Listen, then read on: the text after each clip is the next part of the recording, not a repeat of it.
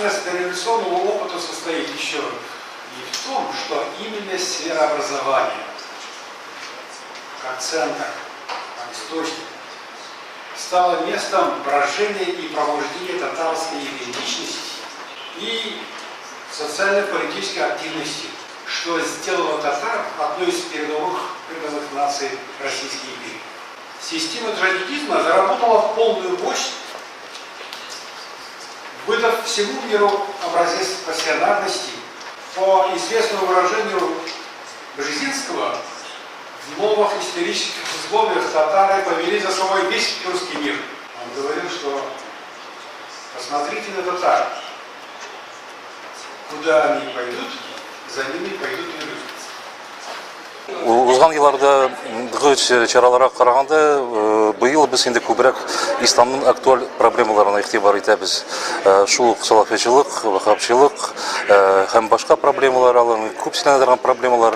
Ләкин без әйтик, бу турыда күп кенә төрле экспертлар инде кушылмаклар içindәге экспертларны әйтәбез без күп сөйләр. Ләкин без фәнни оешма буларак бу чарага Россиядә булган һәм чит илдә булган иң зур белгечләрне чакырдык һәм бу мәсьәләләр, проблемалар турында фәнни күзлегеннән чыгып сөйләшмәкче булабыз, планлаштырабыз. Шуңа күрә безнең чараның төп максаты шул. Димәк, монда фәнни анализ бирү әйтелгән проблемаларга. Әйтегез әле, менә ул вахабчылык дип әйттегез. Вахабчылык бүгенге көндә нинди куркынычлы торасың? Төп куркынышы нидән гыйбарәт җәмгыять өчен? Яисә аның бөтенләй куркынышы юкмы? Аның куркынышы бар, ләкин Татарстан өчен ул актуаль түгел дип мин әйтер идем. Гомумән бу мәсьәлә, ягъни бу юнәлеш татарларга, татар менталитетына туры килми дип әйтә алам. Шуңа күрә бу проблема турында күпертеп сөйләү дөрес түгел дип әйтер идем. Читтән караганда, чит ил галиме буларак, татарларда бүгенге көндә нинди проблемалар бар дип уйлыйсыз татар җәмгыятендә? Үткен былтырда söyləyəndə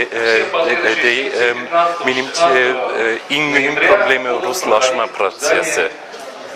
Onun sizin nичек tutulmalı була? Nичек туктатып була?